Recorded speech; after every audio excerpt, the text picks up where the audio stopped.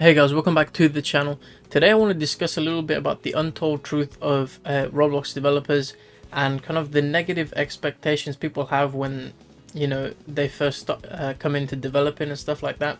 But before I get into this video, make sure to subscribe to my channel and turn post notifications on as I upload videos weekly, whether that be tutorials, devlogs, reviews, all that kind of stuff. And follow me on social media, links are in the description. So when people first get into development, they have these negative expectations where they believe that, I'm gonna give it a shot and my game is gonna be successful, I'm gonna profit instantly, and this is all easy. Now granted, in my opinion, I think making Roblox games is a lot easier than making Unity games or Unreal Engine games and stuff like that. But there is still time and money that is invested in these things, so you can't just come onto the platform and instantly expect to make a successful game. For example, I wouldn't class myself as a successful developer by all means, but I do make a decent amount of profit from the platform with all the commissions and stuff that I do. But for example, the amount of games that I have developed over the years, obviously a lot of them would be commissions, these places. But I have developed a lot of games in the past. As you can see, these are all different maps that I've made, different games that I've worked on, different personal projects that I've started and never finished. And I believe there's probably around almost 100 of these in here, or something like that. It's just a huge variety of unfinished games. And this is what it's like for a lot of developers, right? So you start a project, you get bored, you get demotivated, and you just drop it, and then you start a new one, you get demotivated, and it's the same cycle over and over again. Now bear in mind, when you come into developing games, you will fall under this trap, and you need to find that motivation to develop a decent game. But developing all these small games that you give up on also builds your experience in making games and will benefit you later on down the line. So preferably when you first start, don't jump into a huge project.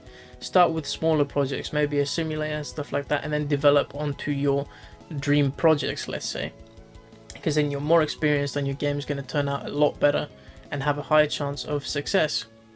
Another thing people don't understand when trying to become a developer in this game is that this platform is an open platform, right? People obviously make similar games. You always see multiple games of based on a similar thing but just different interpretations, which is fine and all, but if you want to be original, you either have to come up with a great idea and be discreet about it. If let's say you want to grow your Twitter and stuff like that, obviously you're gonna have to post about it, you're gonna have to tweet the name out, you're gonna have to expose the details of your game. But that a lot of people copy your ideas on this platform, so realistically, if you want to be original, you've got to be discreet, in my opinion. Obviously announcing your game later on once it's near finished, then that's cool. But a lot of people will copy your game, most likely. If it's fun, if it's successful, it will be copied. That's almost a guaranteed on this platform. You've just got to accept that. It can be very annoying, but it's just something you have to deal with on this platform, considering the community makes the games. Yeah, it's just a simple thing, but I know I personally got frustrated when people copy my assets and stuff like that. But realistically, it happens all the time. And you have to gain inspiration from somewhere. Another issue as a developer that you're probably going to encounter, which is going to be a huge pain, is being banned. Now on this platform, personally, I've been banned I think 2 or 3 times, which I think I've been lucky. I consistently see on Twitter that people have been banned for stupid reasons that you shouldn't even be banned for, because of I believe it's like an automated bot, I'm not really sure.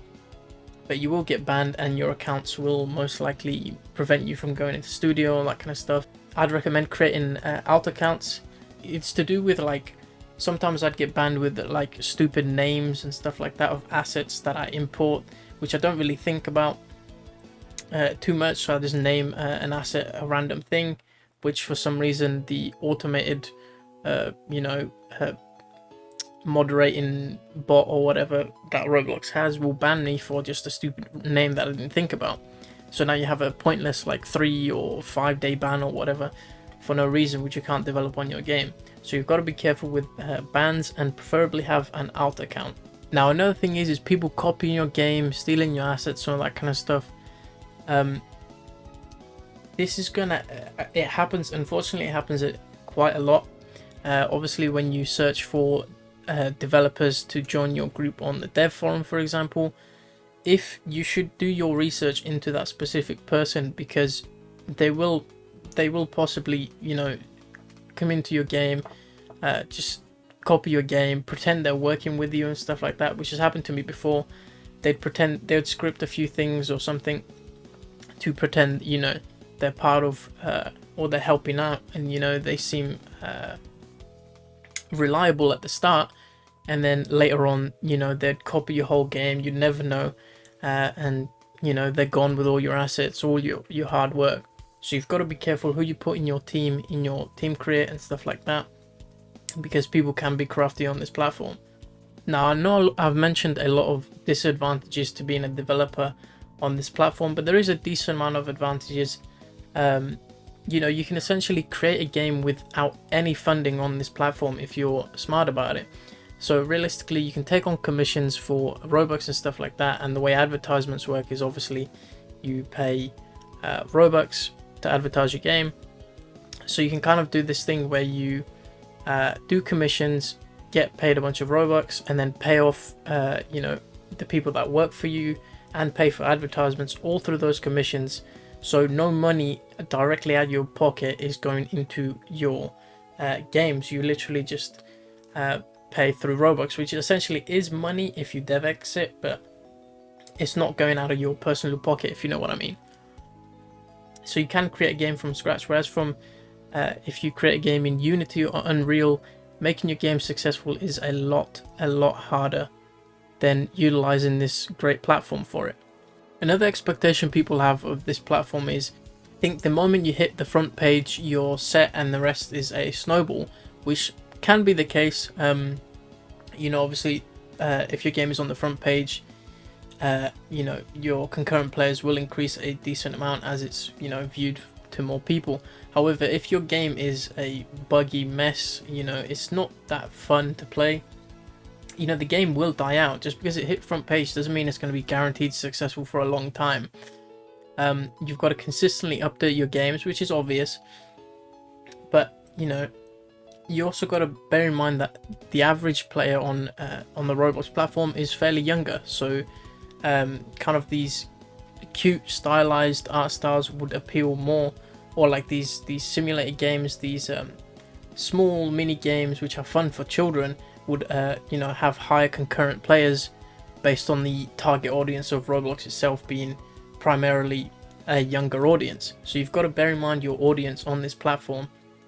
You know, if you make a game hyper realistic graphics, you know, murdering zombies, stuff like that, you know, it will appeal to a decent amount of players, but it won't reach the maximum capacity because the range of Roblox platform is primarily, you know, a younger audience. So games like Adopt Me, which, you know, have all these cute pets and stuff like that, will obviously have a higher player count. Even if your game is completely incredible, I don't think you know, I think a lot of it depends on, you know, your target audience for your game. This video pretty much focuses on like the negatives of being a Roblox developer primarily, which a lot of people don't know, and they kind of just are a bit misinformed when they hop onto the platform and they want to, you know, instantly create games. I hope this video helped out if you want to be a new developer on the platform, or if you're a current developer and it helped out. Make sure to like the video and subscribe to my channel, and I'll see you in the next one. Peace.